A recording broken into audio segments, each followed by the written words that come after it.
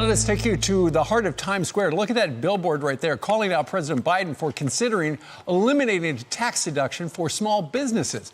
Our next guests have been rewarding their employees and growing businesses thanks to the deduction. And right now with more, we've got HM Manufacturing President Nicole Wolter, joined by the man behind the billboard, Executive Director of the Job Creators Network, Alfredo Ortiz. Good morning to both of you.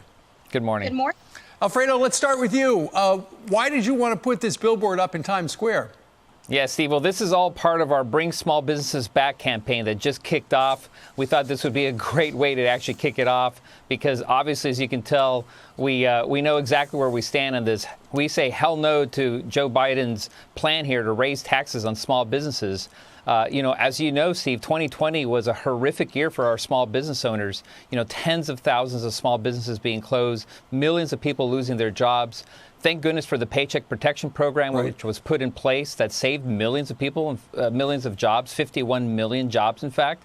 And instead of coming up with programs like that to help our small business owners, get out of this pandemic, what are they doing? They're coming back with an idea like raising taxes on our small businesses. And that's why to that, Steve, we say hell no. Not on our watch. Mm-hmm. Okay, so Nicole, you run your family business now for the last couple of years. One of the things Joe Biden is considering is phasing out the pass-through entity deductions. And that impacts, I'm reading here, that would raise taxes on at least 90% of small businesses across the country. How would this move by Biden and the Congress impact small businesses like yours and all the others? Well, I think it would be super detrimental. The Tax Cuts and Jobs Act was so large for this company of mine. We are a family business. I'm second generation. I employ 20 employees and we're growing. I'm looking for a second shift if possible. I bought $750,000 worth of capital equipment, which created jobs. Yeah. Because of those jobs, I sent for training, which increased the employees' wages. I was able to give incentives and bonuses, things that I wasn't able to do in years past. Sure. So I think this would be a really bad call.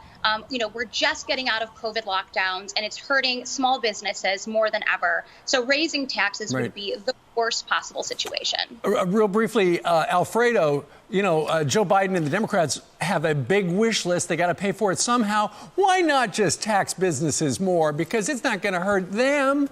Ultimately, it does because it's going to cost people jobs. Yeah, it absolutely does. And we know that the corporate tax rate, we knew that was right in the middle of their target, going from 21 to 28%. That's still a 35% increase. But from a small business perspective, Steve, we got to remember 2/3 of job creation is in the hands of small businesses. And these small businesses, not only are they the backbone of our country, they're the backbone of our communities. Look at the jerseys, for example. If you go on a weekend, you go to the fields, a soccer field or a baseball field. Guess what the names are on those jerseys in terms of sponsors? It's not the big corporate names. Right. It's the local pizza guy or the deli guy or the dry cleaners. Those are the folks that support our communities, or the backbone of our communities. And that's the very group of people that the Biden administration, quite frankly, has declared war on. This is Biden's war on small business. Well, read all about it in Times Square thanks to your billboard. Nicole and Alfredo, Thanks, we thank you very much for joining us live today. Appreciate it. Thank you. You bet. Good luck.